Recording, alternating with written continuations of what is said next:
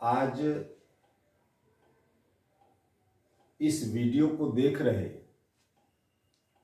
सभी सम्मानित दर्शकों साथियों का हार्दिक स्वागत, वंदन, अभिनंदन करता हूं। आज देश की, प्रदेश की विभिन्न समस्याओं पर महत्वपूर्ण विचार और चर्चा देने के लिए एक ऐसी शख्सियत हमारे बीच में मौजूद हैं जिनसे आप सभी का मैं परिचय कराना चाहता हूं।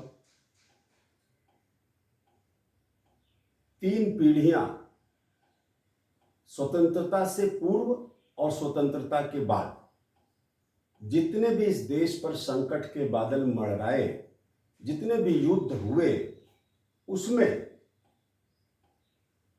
इस परिवार का हर युद्ध में योगदान रहा है, नेतृत्व रहा है। मैं बात कर रहा हूं अवकाश प्राप्त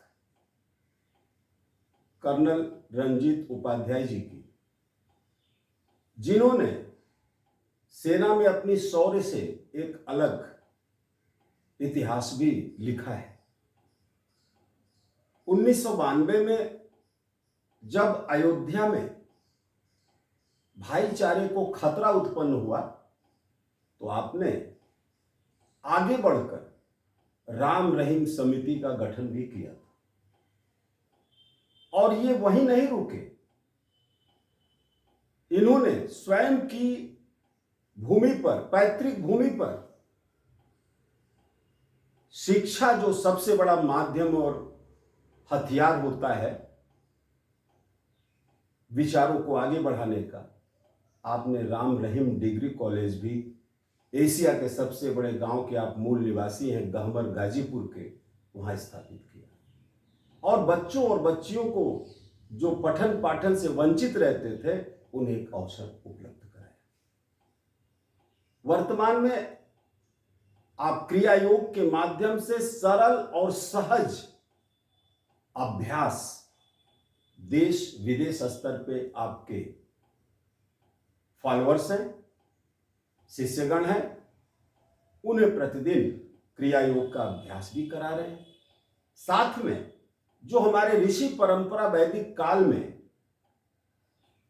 हमारे ऋषियों ने एक व्यवस्था दी थी, वसुधैव कुटुंबकम की भावना, पृथ्वी पर रहने वाले सभी जीव, सभी मानव एक ही है, सबके भीतर आत्मा राम एक ही है।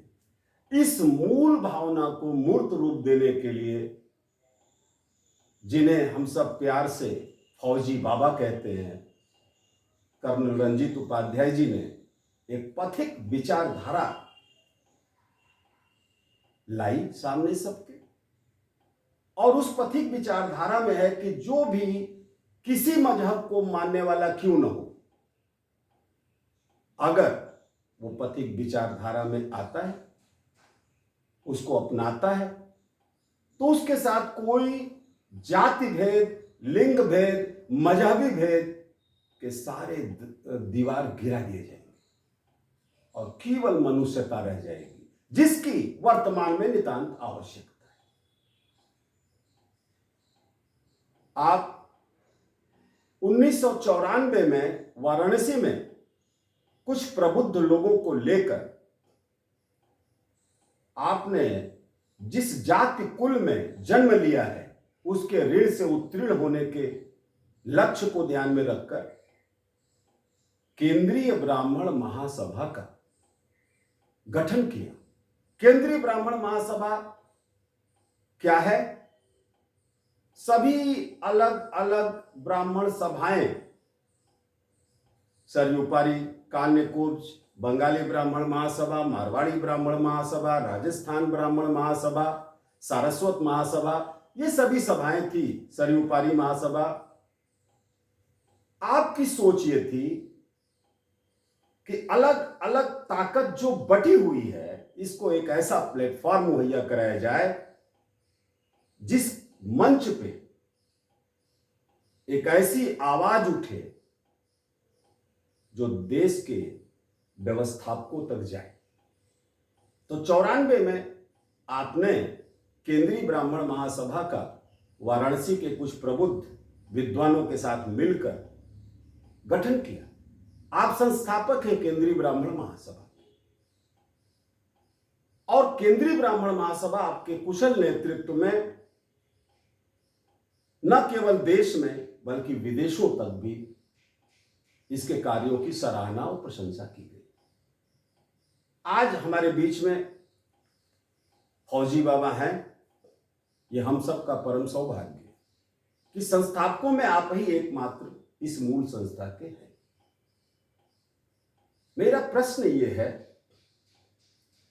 कि उत्तर प्रदेश में जो पूर्व में जातीय जनगणना हुई, उसमें कास्ट सेंसस में ब्राह्मणों की आबादी 17% घोषित की गई।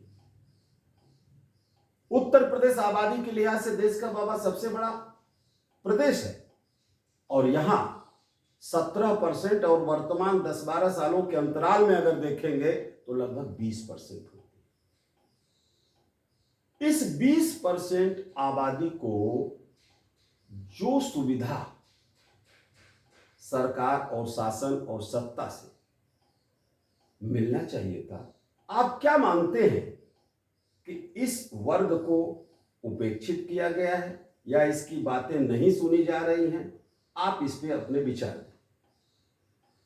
इस विषय में मुझको कुछ कहना है, कृपया उस पर ध्यान दें। देखिए, पहले ये वर्ण व्यवस्था थी और गीता में इसका भी उदाहरण है और कहा गया है कि चत्वारः वर्णमया सिस्टम गुण कर्म विभाग। तो कर्मों से था, लेकिन जन्मना हो गया जो स्वाभाविक है, जो स्वाभाविक है। जब जन्मना और कर्मणा का आपस में खींचातानी होने लगी है तो उस पर विचार करना आवश्यक हो गया है। दूसरा पॉइंट ये कहा जाता है कि जो वर्ण व्यवस्था है वो शरीर से तुलना की गई और उसमें सर जो है ब्राह्मण का, भुजा जो है क्षत्रिय का, उदर जो है वैश्य का और नीचे जो है शूद्र का। लेकिन इसमें लोगों ने अपने स्वार्थ के लिए इन चारों वर्ण के आपस में लड़ाने का वर्तमान में प्रयास हो रहा है, क्योंकि ये सब 5000 पहले से जो चीजें आ रही है तो उसमें कुछ दम था तभी तो आ रही है। इस पर विचार करें सभी लोग और आवश्यक है कि इस पर विचार किया जाए। जब कभी भी धूप या आपदा या किसी तरह से कोई बात आती है तो पैर पर भी पड़ता है और सर पर भी पड़ता है। तो पैर का तो आप लोगों ने देखभाल कर लिया, लेकिन सर का जो है उसको छोड़ दिया आपने। और ये ख्याल रखें कि अगर आपका सर नहीं रहेगा तो आप पागल हो जाएंगे या विनाश की तरफ जा रहे हैं। प्रतिभा का जहां भी हनन हुआ है, जो कि मैं बार बार कहते आ रहा हूं और दोहरा रहा हूं आपके सामने, कि जहां पर भी प्रतिभा का हनन होगा वहां से जो है कि नहीं सरस्वती और लक्ष्मी रूठ कर चली जाएंगी और विनाश प्रारंभ हो जाएगा। हमारे पूर्वजों ने भी कहा कि अगर विप्र की पूजा कीजिए वो सर्वगुण हीना भी हो सकता है, यानी अवगुण तो आता ही रहता है, कोई बात नहीं। अभी क्या हो रहा है कि हम लोग अपने सर को छुपाने के लिए कोई बंदोबस्त नहीं कर रहे। कुछ एक जो आप बताएंगे और जानते भी हैं कि कुछ राज्यों में ब्राह्मण बोर्ड किया गया है ताकि ब्राह्मणों की रक्षा हो सके। बाबा यहाँ आपको क्षमा प्रार्थी हूं आपसे। आपके कुशल नेतृत्व में मुझे याद है कोरोना काल से पहले से ही उत्तर प्रदेश के राज्य में ब्राह्मणों के सर्वांगीण विकास हेतु, ब्राह्मण नौजवानों की प्रतिभा मेधा को उचित सम्मान देने हेतु एक मुहिम चलाई गई थी कि उत्तर प्रदेश में भी ब्राह्मण कल्याण बोर्ड का गठन किया जाना चाहिए। यहां सूच्य है, सभी को अवगत हो कि तेलंगाना, आंध्र प्रदेश, पंजाब, हिमाचल, हरियाणा में ब्राह्मण वेलफेयर एसोसिएशन बनाए गए और वो आपके ही आशीर्वाद से संभव हुआ, क्योंकि वहां की जो हमारी केंद्रीय ब्राह्मण महासभा की जो यूनिट थी उसने अगुवाई की। वहां की सरकारें हठ धर्मिता नहीं दिखाई, क्योंकि जो आप अभी कह रहे थे कि ये वर्ग जो मस्तिष्क होता है शरीर में, उस तरह से समाज में ये वर्ग मस्तिष्क का काम करता है। तो क्या मस्तिष्क को जो उसको खुराक मिलनी चाहिए उससे वंचित करके मानसिक विकलांगता इस समाज को देने की ओर समाज बढ़ रहा है? क्योंकि मुझे याद है आपके नेतृत्व और मार्गदर्शन में हम लोगों ने पूरे उत्तर प्रदेश में लाखों लाख की संख्या में हस्ताक्षर अभियान चलाए थे और एक साथ वाराणसी ही नहीं अन्य जनपदों में भी धरना पे बैठे थे। अपनी बात को जो लोकतंत्र में व्यवस्था है उसके माध्यम से हमने डीएम के माध्यम से, जिलाधिकारी महोदय के माध्यम से शासन को भिजवाया, लेकिन अब तक उस पर कोई कार्य नहीं हो पा रहा है। तो मैं आपसे ये जानना चाहता हूं कि जब अन्य प्रदेश ब्राह्मण वेलफेयर एसोसिएशन गठित कर सकते हैं, हाँ यहां एक बात और क्लियर कर होना चाहिए कि अन्य जातियों को जो सुविधाएं मिल रही हैं प्रदेश में, हम उसके विरोधी नहीं। क्यों? क्योंकि वो हमारे यजमान हैं, जो आप बराबर हम लोगों को समझाते हैं कि वो हमारे यजमान हैं, मिले और वो फूले फले और बढ़े। लेकिन जो प्रतिभाएं कुंठित हो जा रही हैं, जो इतनी महंगी यूपीएस, आईएएस, आईपीएस, यूपीएससी की परीक्षाएं हो, मेडिकल की हो, इंजीनियरिंग की हो, और कोई ब्राह्मण पुत्र मेहनती है, लगनशील है, प्रतिभाशाली है, धन के अभाव में उसकी प्रतिभा दम तोड़ रही है। तो हमारा आपसे निवेदन है कि आप लोगों को सब बताएं कि आज अगर समाज के इतने बड़े पक्ष को कुंठित किया जाएगा, उत्पीड़ित किया जाएगा और लगातार उन पर हमले होंगे, शाब्दिक भी और शारीरिक भी, तो ये कहां तक जाएगा? देखो बाबू, मुझको ये कहना होगा कुछ क्षेत्र के बारे में। ये जो आप आध्यात्मिक या सामाजिक क्षेत्र से जो आपने मुहिम चलाया वो अपने स्थान तक जरूर पहुंचा, लेकिन राजनीतिक क्षेत्र और ब्यूरोक्रेट्स ये लोगों का तुष्टीकरण का शिकार है, और उस शिकार के अंदर से जब तक ये लोग नहीं निकलेंगे तब तक जो सच्चाई है उसको समझ नहीं पाएंगे। सच्चाई का मेरा मतलब ये है कि जो भी कमजोर चीज, कमजोर का मतलब ये है कि आप देख रहे हैं कि प्रकृति ने भी आपके मस्तिष्क को बचाने के लिए बहुत बड़ी और हड्डी देख ही रहे हैं कि खोपड़ी का इस्तेमाल किया। तो समाज अगर ऐसा नहीं करेगा तो वो सर का यानी कि मस्तिष्क विहीन हो जाएगा और वहीं से आपका शुरू हो जाएगा विनाश होना। दूसरा पॉइंट मैं ये कहना चाहता हूं कि हमारे पूर्वजों ने इसका ध्यान रखा, और किसी ने भी अगर एक ब्राह्मण की हत्या कर दी तो उसको समाज से निष्कासित किया जाता था और उसको ब्रह्म दोषी कहा जाता था और उसके यहाँ खाना नहीं कोई खाता था। और आज तो ऐसा लग रहा है कि ब्राह्मणों को मार करके ब्राह्मण को खत्म ही कर दिया जाए। अरे तुम अपना, जब आदमी पागल हो जाता है तो सर के ऊपर जो है कि नहीं अपना हाथ लगाता है, और वही हमारा समाज और हमारा प्रदेश कर रहा है। और इस विचारणीय है, इसके ऊपर में विचार करना होगा। यदि आप चाहते हो कि वर्ण व्यवस्था न हो तो उसके स्थान पर कौन सी व्यवस्था है उसकी बात कीजिए। और मैं जो आपने कहा कि पथिक विचारधारा ले आने का प्रयास किया जाए तो पथिक विचारधारा आएगी।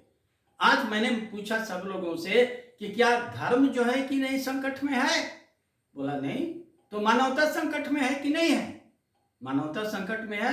ये ब्रह्म विचार है, इसके ऊपर में विचार किया जाए कि इस समय जो है कि नहीं मानवता जो है कि नहीं संकट में है और उसको बचाने के लिए ब्राह्मण आगे आए। फौजी बाबा, आपसे मैं यह भी चाहूंगा कि जो हमारे समाज के चेहरे हैं, राजनीतिक व्यवस्था के बगैर कोई परिवर्तन नहीं हो सकता, इसको मैं स्वीकार करता हूं।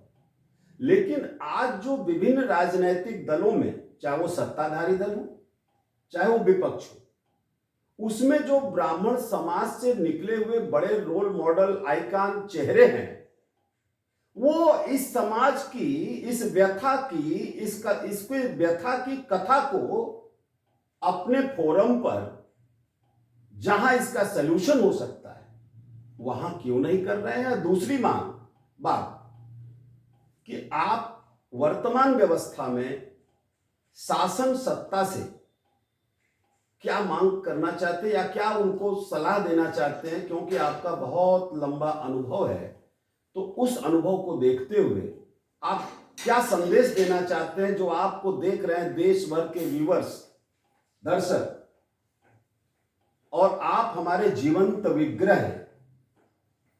ये सभी लोग मानते हैं कि जिस निस्वार्थ भाव से आपने समाज की सेवा की है, तो आप सरकार, सत्ता में, विपक्ष में बैठे हुए जो ब्राह्मण नुमाइंदे जनप्रतिनिधि हैं, उनको क्या सलाह देना चाहेंगे। सरकार से क्या अपेक्षा है आपकी, क्या मांग करना चाहते हैं, और देश के अपने ब्राह्मण बंधुओं को संदेश, तीनों बातें समेट दीजिए।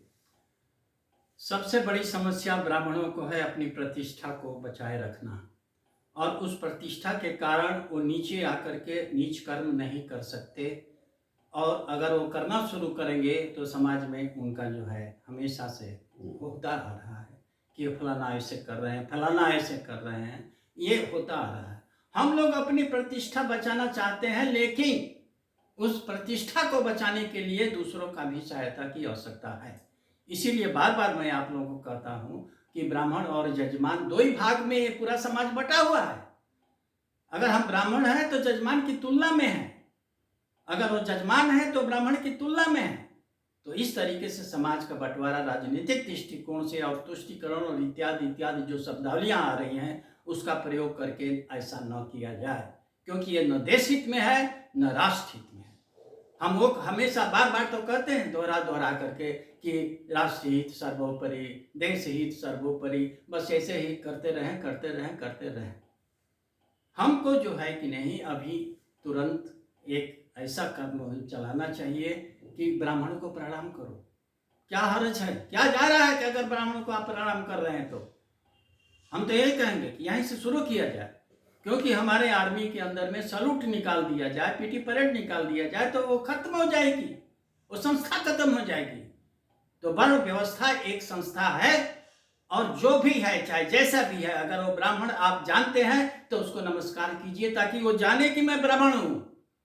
वो आज जाने नहीं रहे कि मैं ब्राह्मण हूं। भाई, क्या आप उत्तर प्रदेश में वर्तमान परिदृश्य में ब्राह्मणों के हित के लिए, सर्वांगीण विकास के लिए कल्याण बोर्ड, ब्राह्मण कल्याण बोर्ड गठन की दिशा में कुछ सुझाव, सलाह, संदेश?